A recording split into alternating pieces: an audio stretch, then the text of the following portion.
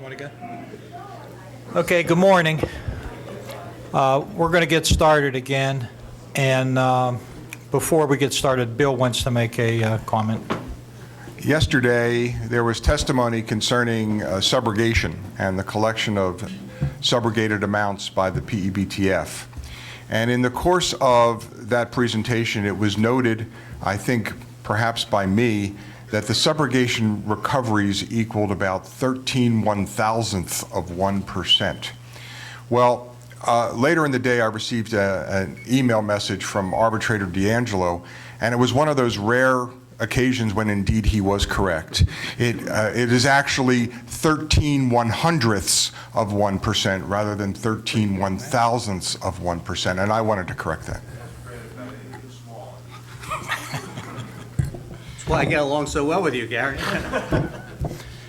Okay, thank you for that clarification. And are we ready to proceed with the presentation? Yes. Okay, Todd. Before we get to our first witness, I just wanted to talk a little bit about the basis for having this witness testify. Yesterday we heard evidence about how the PEBTF works. We heard about the Commonwealth's contribution rates that go into the trust. We heard about the employee contribution rates that go into the trust. And regardless of how you look at that information, what I think came out of that information is that's clearly undisputed is that the members of PSCOA have paid into the fund 3% or 1.5%, depending on whether they participate and get healthy, and they did that over the life of the collective bargaining agreement. Now, when you look at the average salary that we presented yesterday of approximately $52,000 of a PSCOA member versus a AFSCME member, the average salary, I think yesterday we presented the evidence of about $41,000. It goes without saying that our members have consistently paid more into the trust fund than the AFSCME members have. In addition to that, the Commonwealth, the evidence has shown, and however you want to term it, you can term it, but the evidence is clear that the Commonwealth has, over the life of the collective bargaining agreement, consistently paid in, on behalf of our members, an amount that was never reduced. That is in contrast to the AFSCME contribution rates that the Commonwealth paid in on behalf of AFSCME employees that was reduced. So with that being said, we wanted to look at the fact that we have consistently paid in more than the AFSCME members. The Commonwealth has consistently paid in more on our behalf than the Commonwealth, than the AFSCME members. So we wanted to look at are our members utilizing benefits more? Are we costing the trust more than the average PEBTF member? And that's really what this next witness is going to testify to. But I think we need, before we get to that, we need to explain what we did before we gave or get that data to this witness. And his name is James McCoe, and I'll introduce him in a minute. We made in any arbitration, when there's information that needs to be reviewed that's in the exclusive custody and control of the employer, a union under the law has a right to request that information and get that information, and that law is pretty clear. And what we did on January 29th of 2014, we sent a information request to the Commonwealth, and in essence we were looking for de-identified medical claims data and utilization data from the Commonwealth for the term July 2010 through December 2013, and what we were asking that this information be provided to us on a month-to-month basis. And the information was necessary along with other information that we requested in regard to who the participants were, the dependents, the genders of the participants, and things of that nature, so that we could identify and do some studies on what our members were costing on a per-month basis regarding claims. So that request went out on January 29th, and we really, we didn't hear anything immediately, and we figured that that data was being put together and processed and gathered with the ultimate goal of giving it to us. And I have to mention, the last time we did this arbitration, we requested, and this is back in 2010, we did a similar request. And there was no problems. We got that information. And in this area of healthcare, information is electronically shared. Paper files is not the norm. Electronic data is just, number one, it's easier to go through, but it's easier to transfer and look at. So we made the request the last time. We got it quickly. Now this time, it was the opposite. As I indicated, the initial request went out January 29th of 2014. Because we didn't get anything as of March 3rd of 2014, I sent another letter to the Commonwealth requesting the information.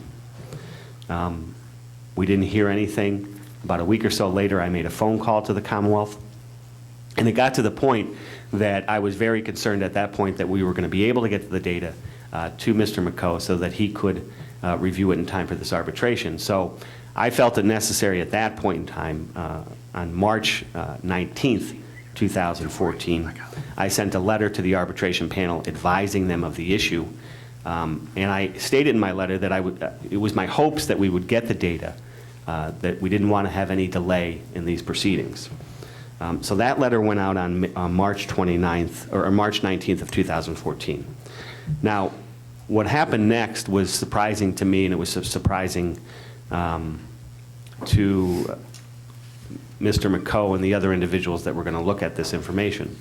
I was actually in a seminar up in Wilkes-Barre when I got an email from my secretary, and she said, a truck just backed up to our office in Harrisburg and unloaded 26 boxes, and you'll see the picture there, 26 boxes of information from PEBTF, which surprised me because the common way to share information in the healthcare industry is through electronic data. So I get these boxes. Now, I immediately, even though I was in the seminar, I put a letter together. I had the letter sent out to the Commonwealth saying, look, we assumed we were going to get this information in electronic form, and we would request that, just like the last arbitration in 2010, we would request that we get that data in electronic form. The information was then, so the boxes were dropped at my office on March 26th. On April 4th, we got the electronic information. However, there was one thing missing. We didn't have what's called a demographic table, so you couldn't match up whether it was a member, an employee, whether it was a dependent, whether it was a spouse. So we immediately sent out a request to get the demographic table, and we got the demographic table 5 days later, on April 9th. On April 9th, having the demographic table, the people that we hired to look at this started to look at it, but they discovered that there were key codes in the data that they needed to match things up. So immediately when they advised me of that, I requested the key codes from the Commonwealth, and on April 11th, we then had the key codes. So my request went out on January 29th of 2014, and it wasn't until April 11th, 2014, that the actuary that we hired was able to actually comb through the data and start to look at the information to do the analysis that he was hired to do. And I say that because you'll hear him talk about that briefly, and you'll hear him talk about things that we wanted him to look at that he just simply didn't have time. So with that being said, I would like now to present the testimony of James McCoe. Mr. Arbitrator, may I respond to Yes. 2 points? First, a clarification. The PSCOA members have never paid in more than any other bargaining unit. I think Mr. Egan is conflating the deferral notion that inured to the an agreement with the Commonwealth. It never was a deferral of employee contributions. Employees have always made their contributions. They've never made a deferral on their individual contributions. So that simply isn't true. And that's not what I stated. You're misstating what I said. Okay, well, I just want to make sure we understand that there. I said that, let's point a correction. I stated that if the average salary of a PSCOA member is higher than the average salary of an AFSCME member, it goes, do the math. We're paying more. Okay. That's what I stated. Okay. Yeah. That's right. There are 33,000 AFSCME members, 10,000 PSCOA members. And that's true of anyone who makes more, including this side of the table where management pays 1.5% or 3% consistent with everybody else. With respect to the documents, the PEBTF documents, I want to say, so the membership, I know that there's an enormous amount of distrust that exists out there. And I take personal responsibility for any of the snafus. To the extent that there was a delay, to the extent that you did receive paper, in addition to the electronic versions, the information requested was overwhelming. And it was asked of me, what should we do? And I said, provide both.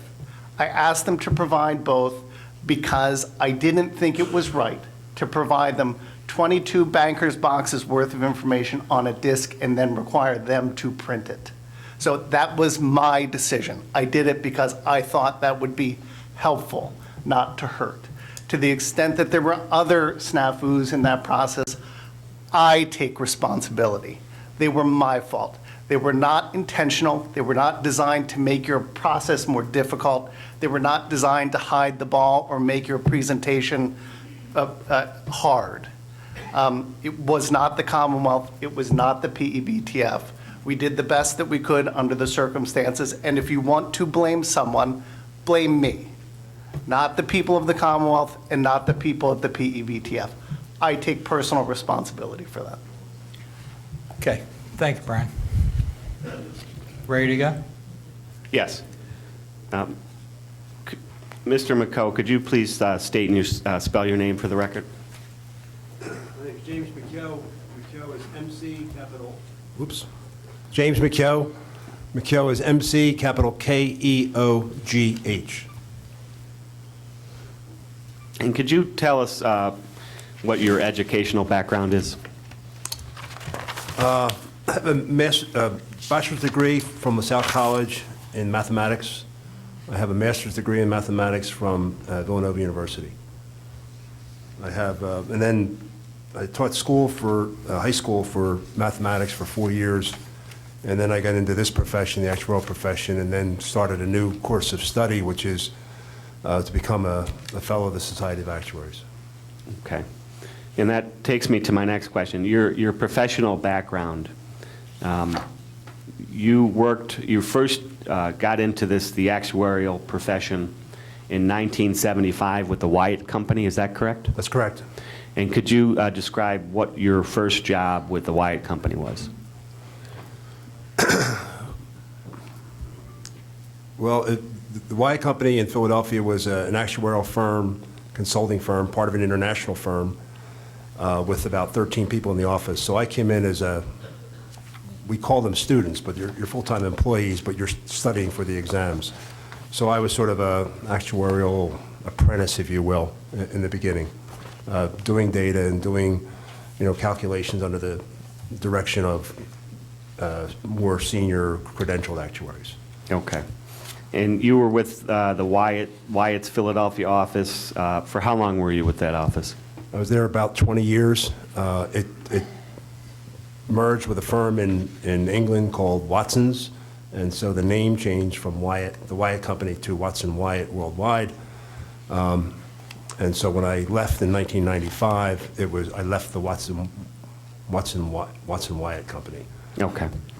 When you were at Wyatt, did you, I'm sure actuarial professionals like any other area, did you start specialize in certain areas? Did you start to specialize in any one area over the other?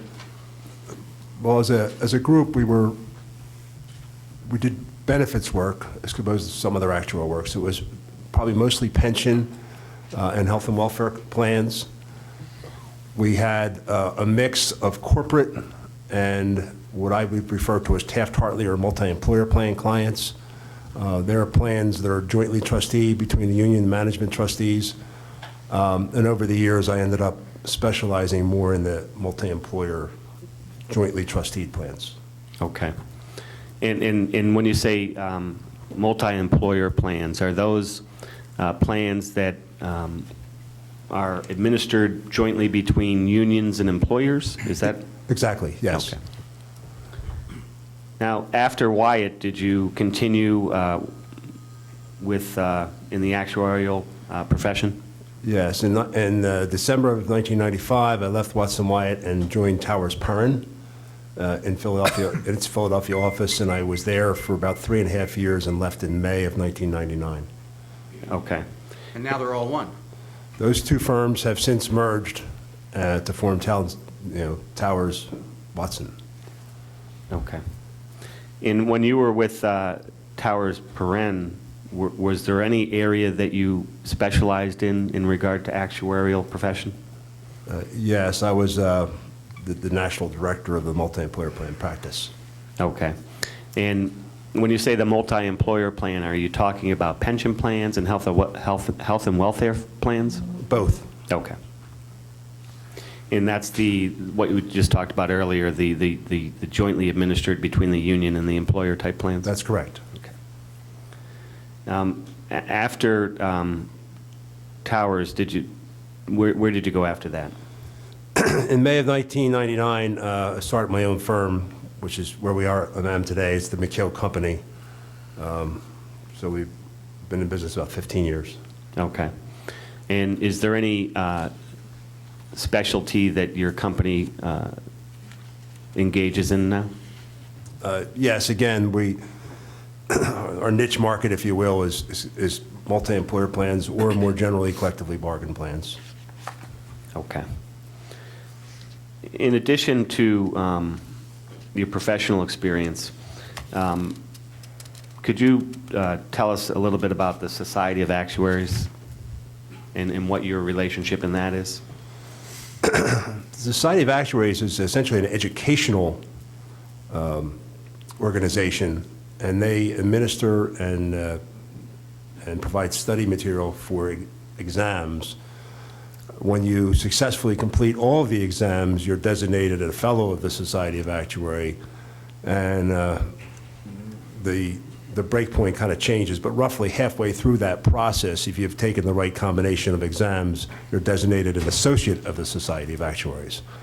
And they are, I would say, purely sort of academic titles. There is different licensing done in the pension world for ERISA-covered plans by the Joint Board for the Enrollment of Actuaries, and the American Academy of Actuaries has its own standards for certifying to certain health and welfare statements, and I am credentialed in all those organizations, both the Joint Board for the Enrollment of Actuaries, the American Academy of Actuaries, as well as the Society of Actuaries.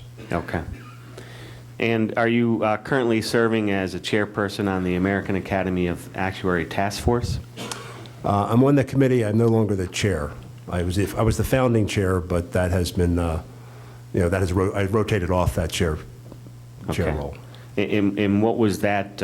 What is the American Academy of Actuary Task Force? Back in, I'm going to say it was 2003, there was a lot of concern among my clients, both on the management and the union side, about the problems caused by the financial markets in 2000, 2001, and 2002. And I called the association, the American Academy of Actuaries, which does a lot of testimony in Congress as a help in forming and educating policymakers as to policies involving the actuarial profession and its clients. So I called the American Academy of Actuaries to ask if our professional organization was doing anything to address the special concerns of these multi-employer plans, and the response was no, we are not doing anything special, and in fact we don't have a lot of people down here familiar with this particular part of the industry. So I was requested to write a note to the American Academy of Actuaries and explain why some special attention should be given to this segment of the market. And I got a call a couple weeks later from a fellow by the name of Ron Gebertsbauer, who was a senior fellow at the American Academy of Actuaries, who said, "Jim, we took this up among the leadership of the Academy, and we agree. You've made good points in your note to us. We are going to form a task force to address some of these issues directly, and congratulations, you're the first chair." So that's how that got started.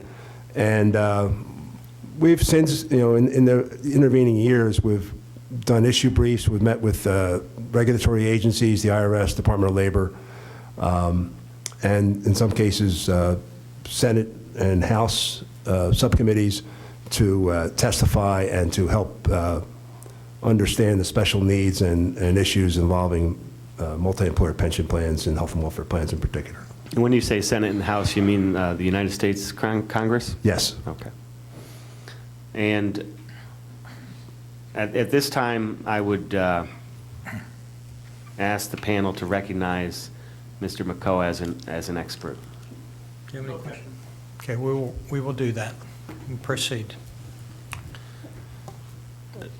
Mr. McCoe, let me first talk about the data that you received or the information you received. Now, one of the things that information that you received was that the trust operates on a fiscal year, not a calendar year. That's correct. Okay. And then you also received the data from my office that I had received from the trust, correct? That's correct. And how was the data received, format-wise, data sets from PEBTF? Well, thank you. We never got those boxes. Okay. We did get a disk with the data that was requested, or most of it. And it was in we call an access file. That was the database formed, which is fairly standard for handling large volumes of data. We got 4 groupings of data. The 4 groups were for medical claims, dental claims, prescription claims, and what was called supplemental claims, which was vision and hearing aid claims. So within those 4 subgroups, I'll call them, we got individual data on claims that listed a claimant ID. That was not anything that really could relate to identifying who the claimant was, but it was just a number, a sequential number given, so that if there was questions that arrived, we could say the 542nd record. So it was not any kind of personal identification of any individual. I want to make that clear, which is what we asked for. We asked for de-identified data. So we got a claimant ID, we got a relationship code. The relationship code indicates whether the claimant was the employee, a spouse, or other dependent. We got a year of service code, or year of service of a claim. We were also given a procedure code, a diagnostic code, whether any deductibles or co-pays or co-insurance were paid by the claimant, and then there was an amount paid by the PEBTF. So there was an amount paid. So the total claim was the sum of the amounts paid by the fund and the amounts paid by the individual participant or dependent. And that was in there for each type of claim: medical, dental, prescription, and other supplemental. Now, the initial data that you received, was there an issue with, I talked earlier about a demographics table. Was there a problem identifying the demographics of the information received? Yes, there was no enrollment data given. So we had the number of claims, but we didn't know the population that was covered by that claims, or the counts of the people. Okay. We end up getting that subsequently. Yeah, you indicated you didn't get the boxes. What's the industry standard for sharing data such as this these days? It's electronic. Okay. So after you obtained the demographic information, was there an issue with the key codes that were listed in the information? Yes, there was, we got a relationship code, but we didn't get what we call a decode or a legend that would help us identify what those codes meant. So we didn't know whether the claimant was the employee or the spouse or other dependent. Okay. Now, I told you earlier about, or you were aware of the fact that the PBTF operates on a fiscal year. We requested the information on a month-to-month basis. How was the information received? Well, again, we got individual claim data for each claim. As I mentioned, one of the items, the data fields, was year of service. So we knew if a claim was the service was performed in 2010, for example, or 2012, but we didn't know what month it was incurred in. So we asked for month of service so that we could sort of organize the claims information that we were looking at on that fiscal year. So we could look at the claims from July 2011 through June 2012, and then be able to compare that to the overall PEBTF claims data for that period, which was documented in various reports. Okay. And when you talk about claims, could you describe what claims incurred versus claims paid? Is there a distinction between that? Yes, incurred would be, for example, if you go to a doctor or you have some surgical procedure performed on April 22nd, but that doesn't wind its way through the system and get paid. That doctor doesn't get paid by the fund until June of this year.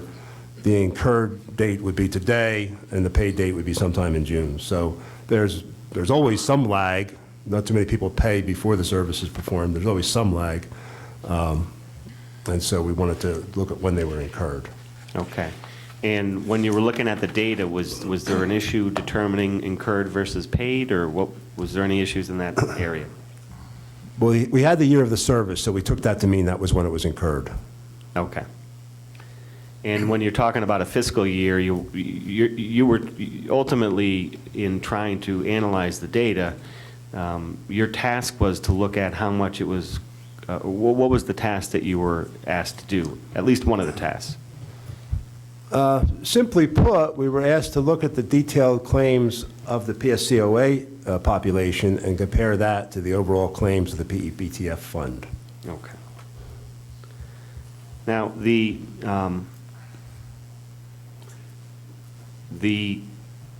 information that you received, and you heard me testify, or give, not testify, but give a summary as to when the data was received as of April 11th of 2014. So you had at least the information in a fashion as of April 11th to do some analysis?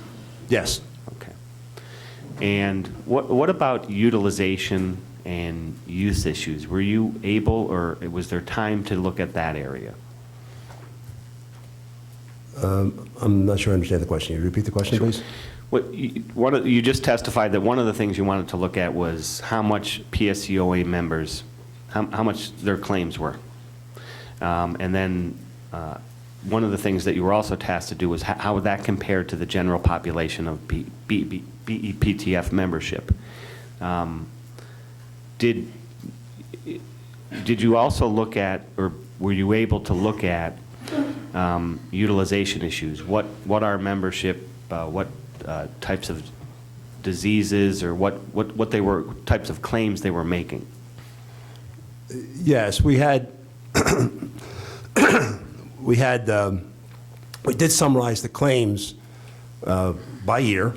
So we knew what claims were paid in the year 2012, for example, and we had them separately for medical and prescription and dental, and then the supplemental. And so we were able to sort of add those up with subcategories. We were able to identify whether it was for the claim was made for an employee, a spouse, or dependent. And so we went to work to get that sort of sorted out and summarized. Okay. So you were able to look at claims, but, and maybe I'm using the wrong terminology, were you able to review the data and make a determination what was driving costs to assist in any disease management type program? No, we didn't have enough time to do that. Okay. And was that one of the tasks that the PSCOA had initially suggested you do? I think our main goal was to compare it to the overall claims to the PEBTF, but certainly that would have been a byproduct that might have been useful. Okay. Now, so you get the data. Could you tell us then what you did to review the data to make your determination as to the claims that were being incurred by PSCOA? Yes, we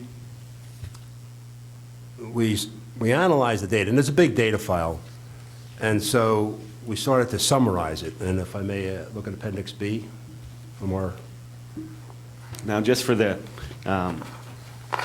panel's purpose, if you look at the binder for today, tab 2 was the data request information that I went through initially.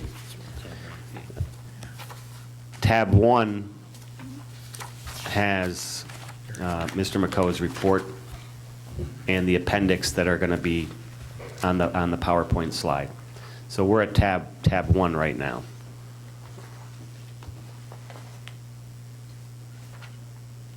So you were referencing in your report Appendix B, which is on the PowerPoint slide right now. Right, so this is a sort of a summary of the claims data that we received.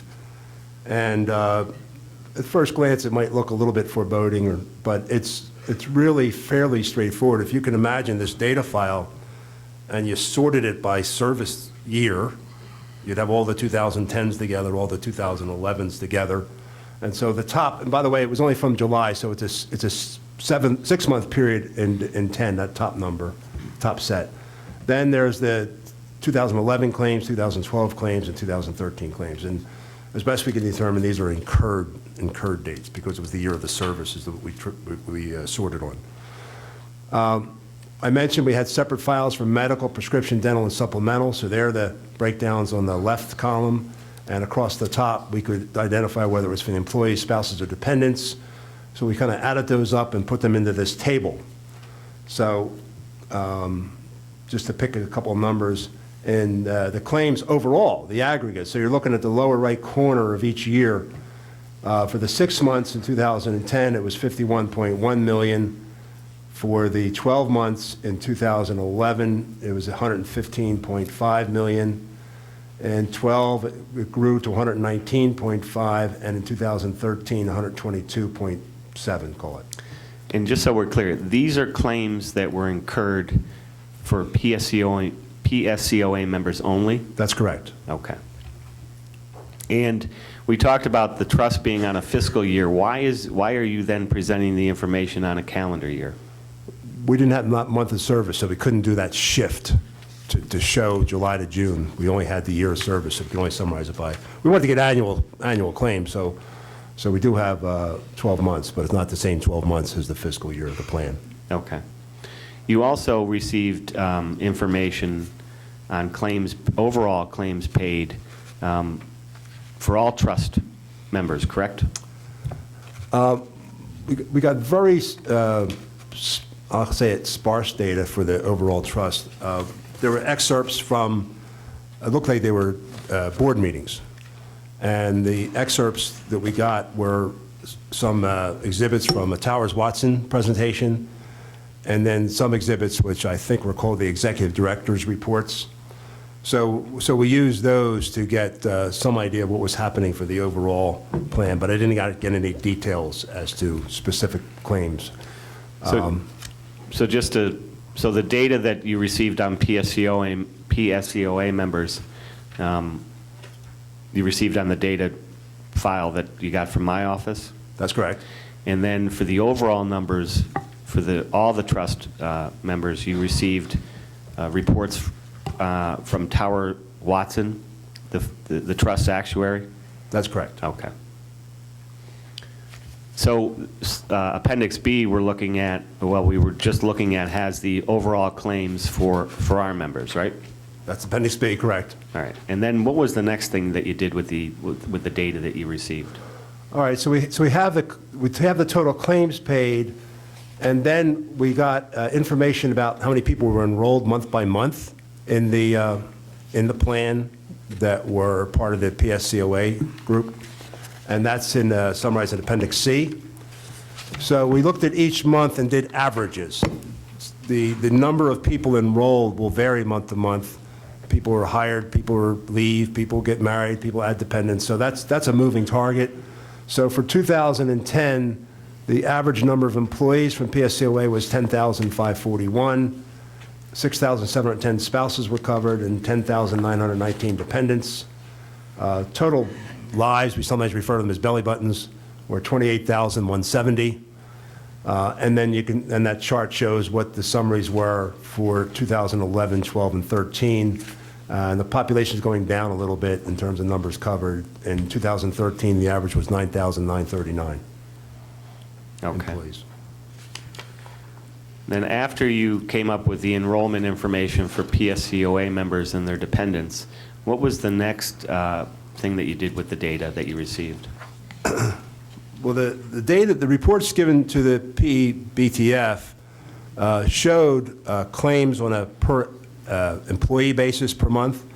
So we wanted to sort of try to get closer to that data. So we took the data from Appendix B, which is total claims, and divided that by the enrollment numbers in Appendix C to get claims per member per month for each of the time periods. So that's summarized in Appendix D, and that's shown on the slide. So we see for 2010, 2011, 2012, and 2013, this is a per member per month cost for benefit claims paid on behalf of PSCOA members? That's exactly correct. If we look at the most recent year, 2013, for example, and across the bottom row, where we look at the total claims for medical, it was $786.70 per employee per month. For prescriptions, it was $199.49 per month, dental $38.07 per month, and the supplemental $4.25 per month. So if you add those across, you get the total claims cost on a per employee basis for 2013 for the PSCOA population to be $1,028.50. So if we go back to Appendix B, and we look at the summary of the historical claims data for each year, for example, for 2011, you have 115 million, 2012, 119 million, and then 2013, 122 million. You took this information and the enrollment data to come up with or how did you come up with your? Yeah, let's do an example. If you take the Okay. lower right corner, it's $122,661,883 of total claims. And I'm going to check my own numbers here.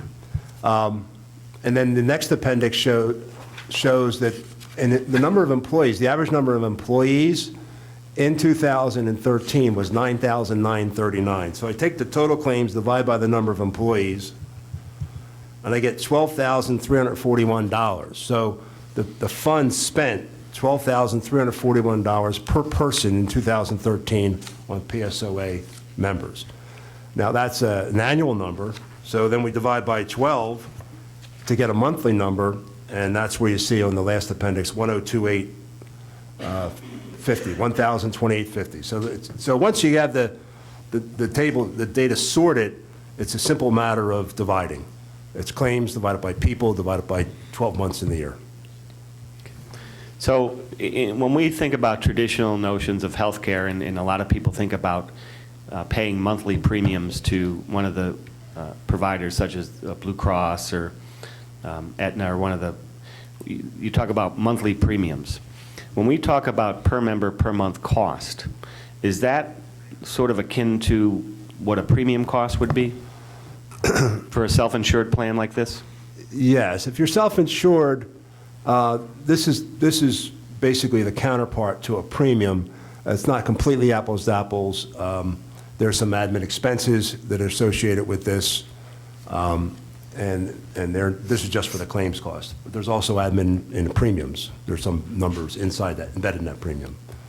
What, when you're doing this per member per month cost analysis, is this something that the self-insured plans such as the trust do? Is this an analysis that's done on a generally accepted practice to do, and why? Yes, and the PEBTF gets reports at each of their meetings about what these numbers are, and they're constantly changing, and they're summarized compared to different years or the fiscal year to date. So it is a common way to analyze the claims. Okay. And you talked about your work on the other multi-employer plans. Do you do this analysis for other multi-employer plans? Yes, we do, and sometimes we'll use monthly, sometimes we'll divide it by the number of hours for which contributions are being made. You might divide it by payroll to see what percentage of pay claims cost, but it's the same kind of analysis, and different metrics are used for different purposes.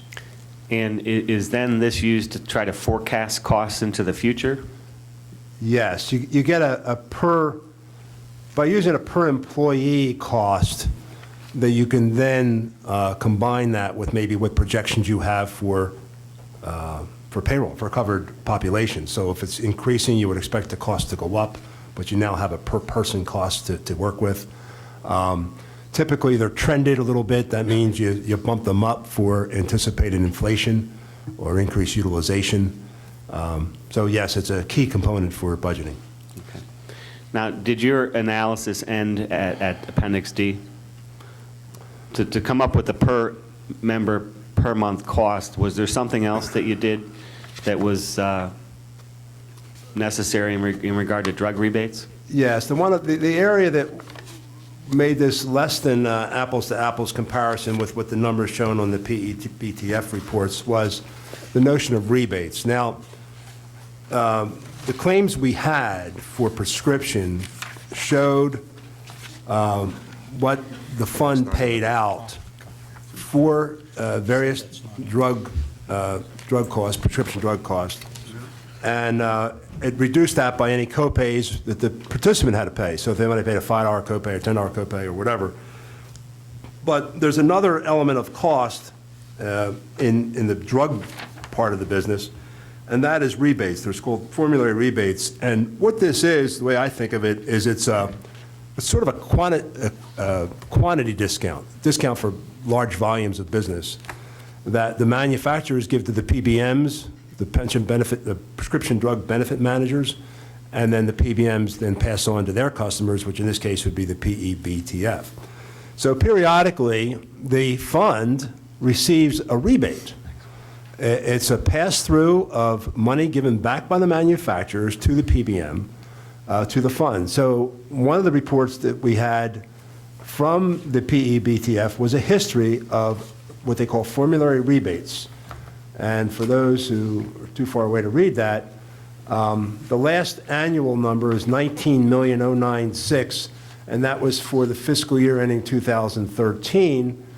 The bottom three numbers, the 4.4 million numbers, are quarterly rebates. So the fund gets back money on a quarterly basis of somewhere $19, $20 million perhaps a year as sort of a discount on their drug program. So to get a better comparison, we wanted to reflect this from the claims that were given on the database, which did not include the rebates. So we looked at this numbers, and we guesstimated that the rebates came to about $21 per person. And so we took that off the per employee per month cost on the So let me just be clear on this. So we're looking at, if we look at the fourth line from the bottom, it says CVS Caremark fiscal year 2013. CVS Caremark is the prescription drug administrator for the trust, is that? That's correct. Okay. So after CVS Caremark, all the claims for prescription drugs were paid, CVS Caremark gave the trust $19 million in rebates they received. Is that? That's correct. Okay. So if we go to Appendix D and we look at 2013, and you have the per employee, per member claims for RX Correct? of $199, Yes, that doesn't reflect the discount they got, the rebate? that's correct. It does not. Okay. So the $1,028 per member per month cost, in your opinion, should be reduced by a rate that correlates to the drug rebate, correct? That's correct. Okay. So your next step in the analysis was to figure that in, correct? That's correct. All right. If we can go to this slide here. Now, in your report at page 2, you have this slide here that talks about the exact calculation you did. So you took the or the $19 million, and what did you do with it? Again, the rebates for the fiscal year ending June 30, 2013 was $19,096,036. Now, in a separate report, I had enrollment, and the one that I looked at that I thought would be the most representative was in a report for the as of March 1, 2013. And at that time, the number of people enrolled appeared to be 75,495. That's for the PEBTF population entirely. So we didn't know the breakdown or where the rebates went, whether they went for AFSCME or PSCOA. So we just looked at total numbers and took the 19 million divided by the 75,000 participants and then divided by 12 to get the monthly estimate of the rebate savings, and that came out to be about $21. Okay. So you're going to back out of the per member, per month cost, this $21. Is that a That's fair correct. statement? Okay. Yeah. And then on page 2 of your report, you put together a conclusion. And before we get to your conclusion, I want to ask you this. You received the data from my office, the DISC, correct? Correct? You received information from Towers Watson regarding the general population, Correct. and you did your analysis. Now, when you did the conclusion that you're going to give to us now, do you believe that you can give this conclusion with a fair degree of actuarial soundness? Yes. Okay. What was the conclusion that you came up with in regard to the figures that you looked at? Well, let's look at what's up on the screen first. Okay. From the data that we got for PSCOA, now this is calendar year 2013, the cost for the medical, and this is right off the data, it's really additions and divisions, it's not fancy math. 787 for medical, 178 for prescription, that's after the $21 for the estimate for the rebate. Dental is 38, and the supplemental cost is $4. These are all monthly costs per employee. So it was $1,007, and that, as you would be like the premium, but it's the self-insured piece for the claims. PEBTF had a report for the March 2014 meeting, so it's the most recent one, and there were similar statistics reported, and they had a budgeted number and an actual number, so they wanted to report to the board how things were going compared to how they had budgeted it. And those numbers are just repeated on this exhibit, on this slide. So just walking down it, the actual cost for medical, and this is for a 7-month period. So it's the fiscal year to date as of the end of January. So it covers July 2013 through January 2014. So this is a 7-month number. But it's the average, so it's a monthly average. In each case, they're monthly averages. So the actual medical was 761. They had budgeted 792 per month. On the prescription, there was actual was 193. They had budgeted 186. And this is what you expect. I mean, you never get the numbers exactly right. But 193 was the claim. So medical was a little less, prescription was a little higher. The dental, they had budgeted 38. Budget 39. The cost was 38. And on the supplemental, the vision and hearing aid, it was about $4. So we have the actual cost for those 7 months, average $996 per person, and the budgeted cost was $1,021. The PSCOA, developed by the way we described, was $1,007. Kind of right between the two. A little closer to the actual. And just so we're clear, the column on the far left, the PSCOA subgroup, that was the calculation you made. That was our calculation. The other two are Towers Watson's. And Tower Watson, the trust's actuary. Correct. Now, did you make a conclusion as to the per capita claims for PEBTF versus the per capita claims of the PSCOA subgroup? Yes, and the conclusion was simply that they're virtually the same. Okay. So is it a fair statement to say that the PSCOA membership, in terms of claims, are not driving up the overall per member, per month claims of the general population? I think that's very fair to say, yes. Okay. That's all I have. You have any questions, Brian? Morning, Mr. McCall. Morning. Thank you. I just want to ask you about a pretty simple concept and then follow up on your conclusion. And I'll use rebates because you talked about rebates, and more specifically, you said that rebates are a function of volume, correct?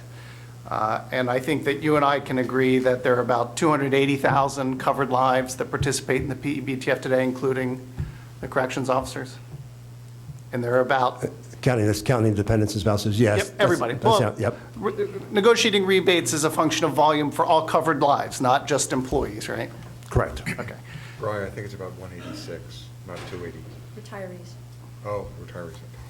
And there are about 28,000 corrections officers. Yes. So then I think we both can agree that in the rebate world, the bargaining power of 280,000 covered lives is significantly higher than the bargaining power of 28,000 covered lives. I'd agree with that. And that, conceptually, that would be the same for any contract that the PEBTF negotiates with anyone, correct? Correct. The bargaining power of 280,000 is significantly stronger than the bargaining power of 28,000. Correct. Okay. And the analysis that you performed, which I think that we make our presentation, your numbers are good.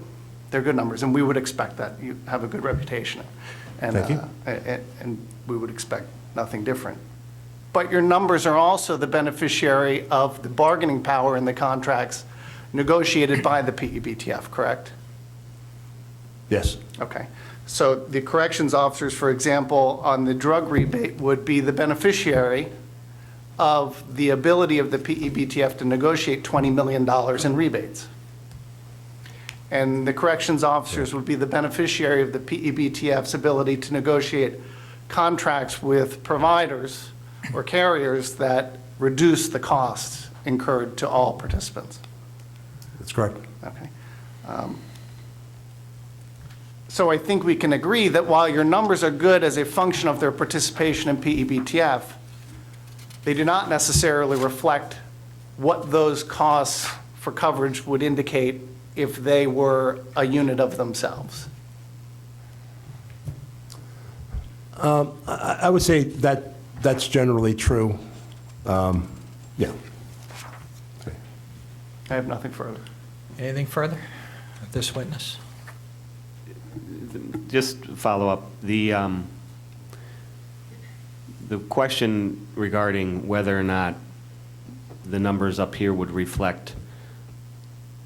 be the same if the PSCOA had formed their own trust. You said, you agreed with Mr. Cassell's analysis there, but would you want the opportunity to review the data more to confirm whether or not that was a proper conclusion? Well, here's how I would expand on it a little bit. Other things being equal, larger numbers can cut a better deal than smaller numbers. Okay. Other things are rarely equal. Yeah, if you could get into more analysis, there are some weird situations where smaller groups can cut deals if they're willing to make certain changes. Just for example, if a group that was willing to restrict the number of hospitals that participants could go to, there's a chance that they could get better discounts by directing all their business to a certain hospital, because that hospital would get increased volume. The larger plans might not be willing to do that because they have to cover everybody. So, I mean, there's always exceptions, but I think in general the statement is right that large numbers have better negotiating power. There's also sometimes better negotiators for smaller firms, or there may be different analysis. But assuming that the usage, for example, of the PSCOA is the same, I mean, it could be that the drugs that the PSCOA people are taking, that particular combination, has a higher percentage of the rebates. So if we looked at the actual rebates by claims and by manufacturer and see what part of the populations were using that, it may be a different answer. I just don't know. But I think the general statement that larger numbers have better negotiating power is correct. And you weren't provided this information, but yesterday during, in the binder that we presented, there was a proposal made by PSCOA that a separate trust be formed, the Corrections Officers Benefit Trust Fund, and that trust fund be administered and have access to the networks that PEBTF has established. Would that change your analysis? I don't know if it changed the analysis, but it would certainly mean they're not giving up the negotiating power of the larger group. Okay. So would that then change, you were asked whether or not these figures were correct if we formed our own separate trust. Now, knowing that our proposal includes staying with PEBTF for administrative purposes and access to their discounts and network, would your opinion change? Then I think these numbers would hold up if Okay. they have the same claims. Thank you. Anything further, Brian? But that one assumes that the PEBTF would agree to administer the fund, correct? That was, yes. And that assumes that the PEBTF would be able to negotiate contracts separate for this group that would piggyback off the existing contracts with the other covered lives? I'm not sure I understand the question. Well, let me put it this way. Right now, I'm not sure if you were made aware of the demographics of the prison system, but I think that, you probably do understand that most of the facilities are in very rural areas, right? And so you would agree with me then that the corrections officers, being in isolated areas, really probably wouldn't have that bargaining power of negotiating with a single system, correct? Yeah, I understood the hypothetical be that there would be the one contract with the PBMs, for example, negotiated on behalf of the combined group, and that those savings pass through to the And today, because the corrections officers are isolated in multiple rural areas, you would agree with me that they're the beneficiary of the fact that the Commonwealth employs thousands of people in and around Harrisburg, and thousands of people in and around Allegheny County, and thousands of people in and around Philadelphia, Pennsylvania. You'd agree with that, right? That sounds logical. And you'd agree that the rural participants at the corrections facilities, you'd agree that they're the beneficiaries of the fact that the Commonwealth can negotiate contracts with the leverage of those thousands of other people participating in major metropolitan areas? I don't think I have enough information to comment on that. And then, well, then maybe you can or can't, but would you agree with me that once you separate out the corrections officers, there no longer is that leverage that the PEBTF has when it goes out into the rural communities and negotiates contracts to cover those lives. It sounds like your questions are saying if they're all alone and they have no help from the PEBTF, would they have more of a problem? And I think that is yes. Yeah. I understood the hypothetical to be they would still have the benefits of the PEBTF discount. So I think I agree with both of you. Unfortunately, no one here controls whether or not we'd have the benefit of the PEBTF leverage. That's beyond my scope of expertise. Anything further, Tom? No, nothing further. Anything from the panel? Just one question. Jim, it's always good to see you, by the way. When you calculated the PSCOA rate, and then you had the PEBTF actual rate, if we take the PSCOA group out of the PEBTF, the PEBTF rate would go down about $1.50 to $2, would it not? I don't know how you got that. Well, your actual with PEBTF and 996 includes the correction officers. Correct? Correction officers, as you calculated, have a higher rate by themselves, right? 1007? Correct. They're about an eighth of the group. So the actual rate for the rest of the group without the correction officers, I just guessed about $1.50 to $2. Sound right? It's got to go down. Well, here's my reaction to that. The PEBTF numbers are 7 months. And the 996 is actually down from the prior year. So the 1,021 was budgeted. So that was their best guess of what the numbers would be. So on that basis, the PSCOA are lower. I wouldn't make any conclusions that if they pulled out, they would go down or up. Well, your conclusion on 7 months, based only on 7 months' data. Correct. Is that they're not significantly higher. Correct. On actual data, Correct. but they are higher.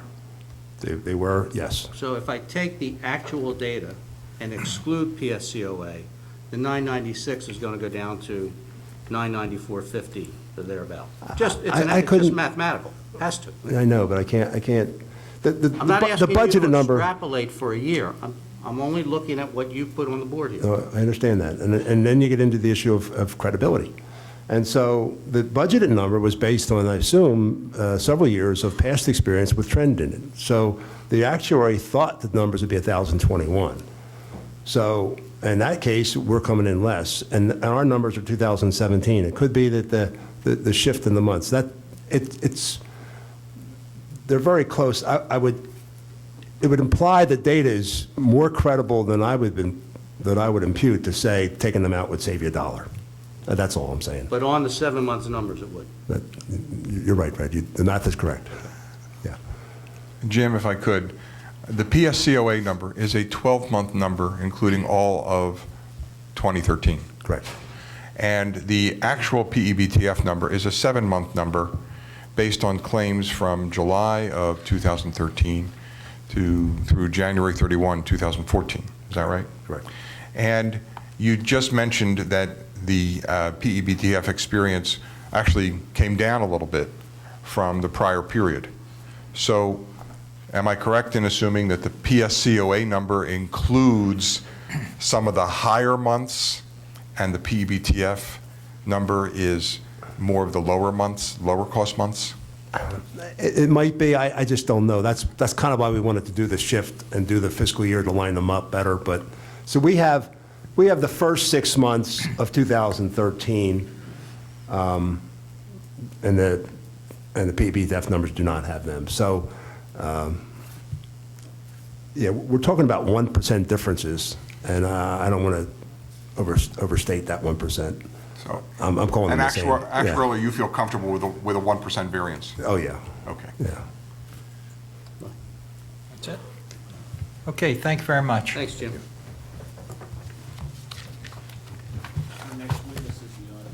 Okay. Okay.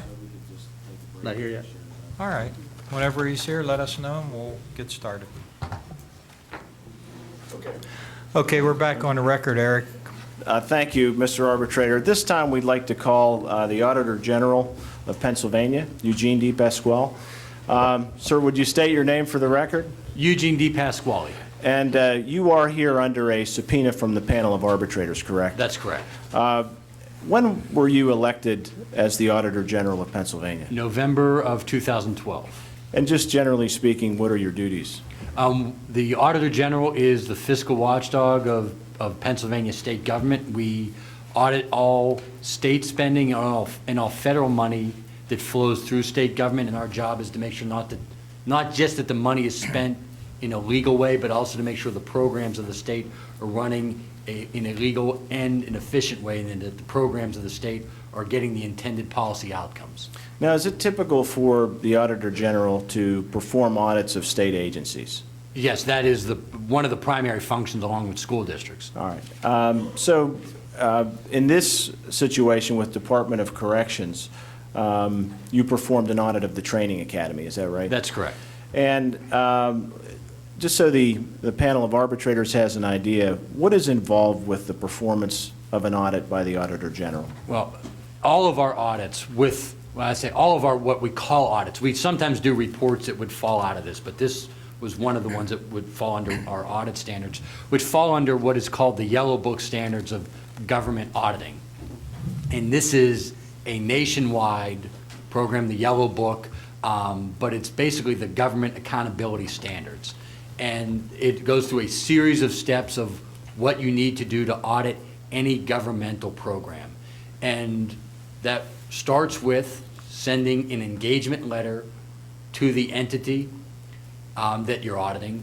You then have, which states the issues that you're looking to address in the audit. So you have to let the auditee know up front what you're looking at. So, for instance, you just can't, I'm going to give you a broader example. You don't just send a letter to a department and say, we're coming in to audit you. We have to then say, these are the specific areas we're looking to audit when we come in. You then have an entrance interview with the auditee, and then from there, depending on the time and the complexity of the audit, it may be a couple weeks to over a year, depending on the entity that you're auditing. When you are done with that audit, you put together a draft report. You send that to the auditee. It still at this point is not a public document. The auditee gets to review that. They get to send comments back to the audit, so they, in a sense, a response to the audit. Then there is a final interview where both sides go over it, maybe correct any factual inaccuracies that go into that audit, and then the department has the final say on what the auditee's response is. So for the public, review, there's the audit, there's the auditee's response, and then the final comments from the auditor. Okay. And that is the general, and then at that point, it becomes a public document, and depending on the scale of the audit and the public interest, it either generates a lot of publicity or not, but all of our audits follow that process, and they're all available on our website, and we do about 4,000 a year. So that's the by-the-book process? Yes, correct. Now, I think you mentioned it at the outset when the audit is about to be performed. The auditee receives notice of what is specifically the focus of the audit. Yes, correct. And I mean, I'll try not to put it in a crass way, but we're not the FBI. We don't raid, agencies and start carting out boxes. That's not what we do. The role of the Auditor General is to not only perform the audits, but to do it in a way that is constructive with the agency or the program that you're auditing, because at the end of the day, the goal is if there's anything wrong, you want to come up with a plan to fix the problem. It's not a fishing expedition. No, and the entity that we're auditing knows exactly what we're looking for. Now, what is and you may have said this before, and I apologize if I missed it, what is the timing between the notification to the agency that there is going to be an audit about specific issues and then the commencement of that audit? It depends. We always try to be respectful of other people's time. Again, not being the FBI or a DA's office or state police where you would do a raid regardless of someone's ready for you to be raided or not. When we audit an entity, we try to work out schedules so they would have their appropriate staff At the meeting, we would have our appropriate staff meeting. And again, it's the idea of, we sort of set the parameters of what we're looking for, and we put together a rough timeline of what we expect the audit to be. Again, so there's no surprises, because again, the goal of any audit is to either to find out if there are any problems, and if there are, have a solution to fix them. All right. In the case that we're dealing with here, the audit of the training academy, what notice or what were the points that the audit was, at which the audit was directed? Yeah, well, the basic way to summarize is there's three main findings of when we went in to look at how the training academy, in a sense, functioned, not only for new hires, but, for some veterans that would use the training academy as well. And let me ask a quick question. Why would that be important? Look, just like any other state program, we want to make sure our program is doing what its desired outcome is. For the training academy, it's rather simple, and that is, are we doing the best we can to train the people that we send into a very difficult situation, to make sure that they have the appropriate training to create a safe environment in our corrections facilities. Now, I have a little bit of a different background than most other people that preceded me in this office. That is, my father served 8.5 years in prison, in a federal prison.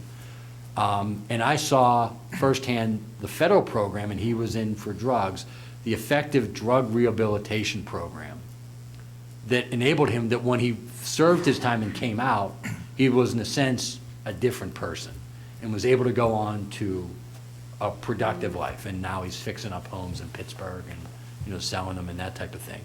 So I had made, this is one of the things that I had a commitment when I was running for the job. And I concede, when you run for Auditor General, in the middle of a presidential election, it might not have been the first thing on every voter's mind, with Romney and Obama spending $1 billion. I mean, so I concede. So when I say this is something that was a priority of mine, if people go, I don't remember that in the commercial, it's because we rarely raise enough money to have a lot of commercials, unlike the presidential race. But it was something that I had committed to. I had talked about it in editorial boards, certainly in groups that had an interest in the subject, because I believe it's called the Department of Corrections for a reason. It's not the Department of Incarceration, it's the Department of Corrections. And we should have a policy, again, with the most heinous of violent felons aside, we need to have a facility where we're appropriately training the staff so that they can help run a safe correctional facility, so that when people re-enter society, they're ready to go back to being productive citizens. That's the goal of our Department of Corrections. And I saw it work on the federal level, and as much as I can have an impact of that as being Auditor General, I want to have that impact. Safety of the members and safety of those that are incarcerated. To me, there should be zero tolerance for our personnel being in danger and the people in the facilities. So looking at the training academy, the goal was to ensure that the proper training was there so that goal of being safe would be maintained. Well, the training academy career, that especially for new hires as a priority, but there's some veterans that go there as well. That's the place where they get the training, and just like whether it be a public school teacher, and I'm not trying to compare the two, but if you send people into an environment without the appropriate training, whether it's a lawyer going into court, a teacher going into a classroom, there's negative outcomes if they're not prepared. If you don't have correctional officers appropriately prepared, it could lead to, a significant health and safety risk, if not loss of life risk, for both the inmate and the officer or the other employees if this isn't done appropriately. What were I think we have a little bit of information from the beginning of the report on the PowerPoint there that lists the Training Academy's mission. I think that's directly from the regulation. Yeah. What were the findings? Yeah, there are three main findings, if you want to think about it from a subject matter type of it, would be, ineffective monitoring, ineffective review, and ineffective adherence to their own policies at the department. The monitoring, what we saw was a wide range of numbers coming out of the training academy based on the individual facilities. So I'm sure you've talked about it here, and people that are even more experts than me on this, but, each facility has people that come to the academy for training and then they go back. We saw some wide variation, and very few of the facilities had met the 90% threshold, which was really the target number for the department. So the fact that the department didn't even know that that was happening, we saw was an ineffective monitoring. The review side of it was that there was clearly no follow-up on what was happening at these individual facilities, and why was the training academy, why were the numbers off? So we could sit down and say, well, the training could have been happening, but nobody was monitoring it to ensure it was happening, or it wasn't happening. Either way, it's a problem. Hopefully, we could say that the training was happening, but nobody was keeping the data of it. That would be the best-case scenario of a bad outcome. Or, Now, if I could, your report, we have it just for the panel, so the panel knows it's at tab 4. And I believe your report does an excellent job of outlining Right. what the breakdown is in terms of how the training occurs. Right. Veteran officers are typically trained at their institutions. Correct, yes. So we monitored, our audit looked at both, at the whole process of this.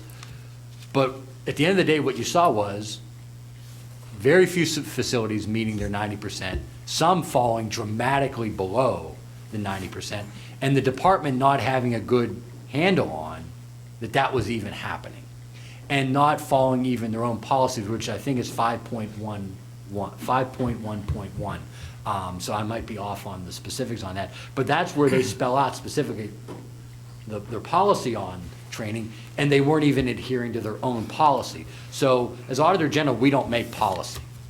We don't go in and tell you, we may offer recommendations, but we don't go into any agency and say, this should be the law. We go in to say, this is the law, were you appropriately following it? Or this was your policy, or this was your regulation, were you appropriately following it? And in this instance, we saw the department wasn't even following their own policies that were in black and white. Okay. So looking at the policy outlines a specific threshold to be met in terms of meeting the annual training needs of every member. And I believe only 5 of the 14 met it. Okay. And so you were looking at the local level or the institutional level to determine if the training was being done and there was a problem with documentation. Yeah, correct. Right. This is where we're not there watching the training. Our job as auditors, whether it's a state agency on spending or the training academy, is and this happens a lot of times, well, it's happening.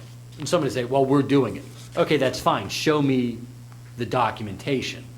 So because we are not there when the training is happening, we can't tell you with certainty whether, this was or wasn't happening. We're saying there was the documentation was not there to back this up. And if anybody has read the audit or certainly has the ability to see it now, one of the things that I'm not going to say pleased in the sense of happy or joyful is the department conceded each of these points, that they weren't effectively monitoring, weren't effectively reviewing, and weren't following their own policy.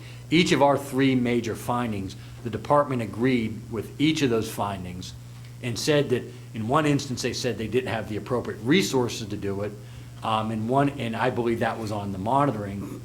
On the review, they said they had to put in appropriate managerial changes to ensure that the proper review would happen based on our recommendations. And they did say that they had to change, a series of internal steps to comply with their own policy as well. So, some audits you walk out and there's a little bit of a scrap, so to speak, on a disagreement. On this one, there was complete agreement. They, the secretary both said publicly and even in a private meeting with me, I don't want to speak out of school, but it was said in the newspaper as well that, and their audit answers reflected this as well, that they agreed that they needed to improve in each of the areas that we found as our findings. All right. And I think it's almost appropriate to end with number 1, which is that the training academy failed to adequately monitor employee training.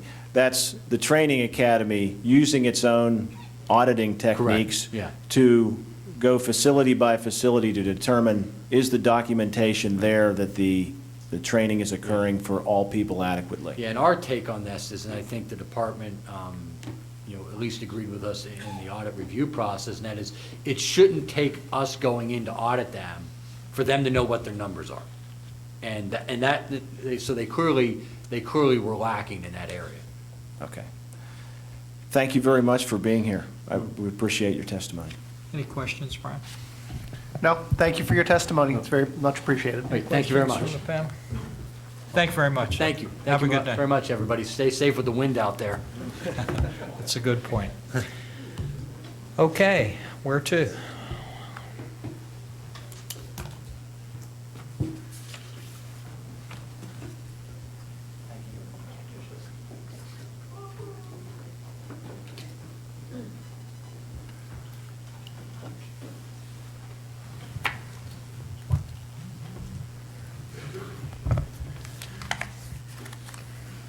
Mr. Arbitrator, we just have one final witness, and that's President Pinto.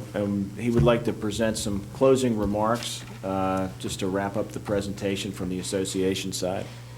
Okay, thank you. Go ahead, President. Okay. I want to thank the panel for your attention to our case over the last 3 days. As you see, I started out this whole process by saying you have to compare apples to apples. And there's nobody else you can compare this group to. All right? Their job's very unique. The factors that they suffer with are unique. They commit a career to protecting the citizens. We have a responsibility to take care of them in the end. We heard some say about better buying power with bigger groups. Okay? I heard that during the decert, that deserting and forming our own group was a bad thing. We weren't big enough. Okay? That works for this group. It really works because they're unique. We need to look at those proposals. We're not asking for anything that they haven't earned over a career. And with that, I'd like to thank you. Okay, thank you. That's it? Okay, we will conclude today's proceedings, and we will resume on Monday at 9:30. Thank you very much. Thank everybody, and thanks for the professional presentations by the attorneys.